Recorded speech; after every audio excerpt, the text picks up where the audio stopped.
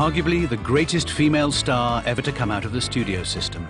For over half a century, Elizabeth Taylor's extraordinary beauty and talent saw her make over 50 films, win 5 Academy nominations, and bag 2 Oscars.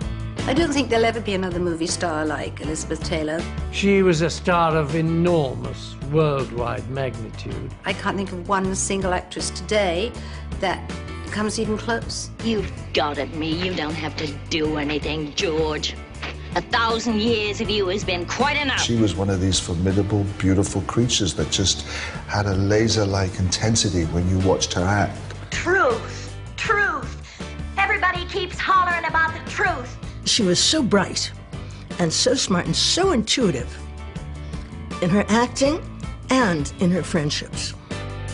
Famous for more than just her films, in her turbulent private life, she was a divorcee at 18, a widow at 26, and one half of the greatest love affair of the 20th century.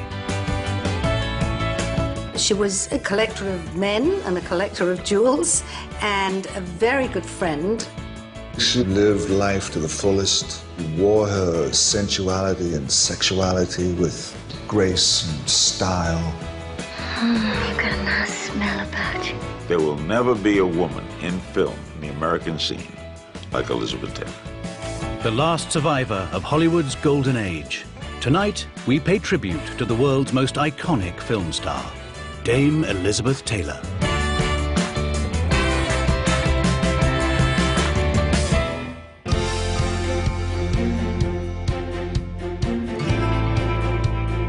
Famed as one of the most beautiful women in the world, for over half a century, Elizabeth Taylor's dramatic dark looks and vibrant violet eyes captivated audiences and made an indelible impression on all who met her.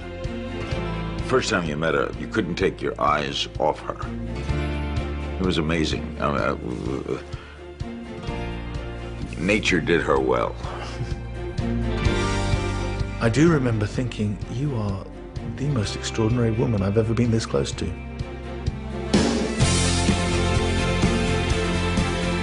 She did turn to me and she turned the eyes full onto me, and it was an extraordinary experience. It was like a sort of mist swam in front of my eyes. It was just total knockout beauty. All of us at school just thought she was so gorgeous, and we all wanted to look like her. She was astonishingly good looking. I don't think Elizabeth ever really thought how beautiful she was. She wasn't a person who was always looking in the mirror and, you know, saying, oh, am I beautiful? You know, everybody else was saying that.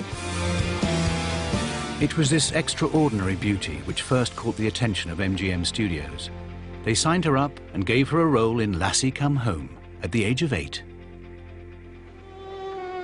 Poor Lassie.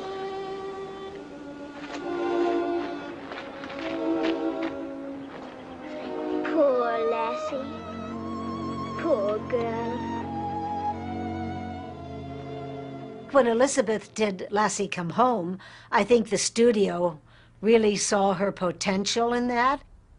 Encouraged by her ambitious mother, by the age of 12, Elizabeth secured her first major role in the film National Velvet. She certainly had some of the key attributes for the part. Had to have an English accent, it's the Grand National. She had to know about horses, she knew about horses, but she didn't really have a box office following yet.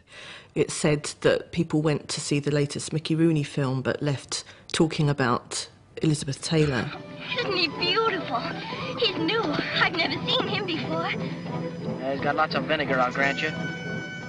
It's almost hard to believe looking back, but Mickey Rooney was the far greater star. It was his picture. But the moment that Elizabeth Taylor appears on screen, the picture is hers. She mesmerizes the camera. He's loose. He made it. Did you see him take that fence? Come back, you'll get trampled on. Whoa! Whoa! Whoa! There, what a lovely boy he is. I think Elizabeth loved making National Velvet because she always had a passion for horses. And she was a wonderful rider from the time she was a very little girl, you know, when she came over from England. So she would have been heartbroken if she hadn't played the part. Although the role seemed made for her, initially the studios weren't convinced. But the young and determined Elizabeth Taylor wasn't about to take no for an answer. I desperately wanted the part because it was me. It was my whole life, my relationship and love for horses. And the producer saw me and he said, well, I'm very sorry, Elizabeth. You're very sweet and you're very talented and very nice, but you're just too small. You know, no one would believe it. And I guess it was the natural time in my life for growing.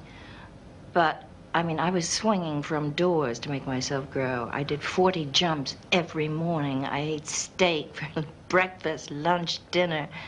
I exercised. I literally stretched myself, and I grew 3 inches in 3 months. And Pandro Berman, the producer, had the marks on his door. And he said, with that kind of tenacity, honey, you've got the part.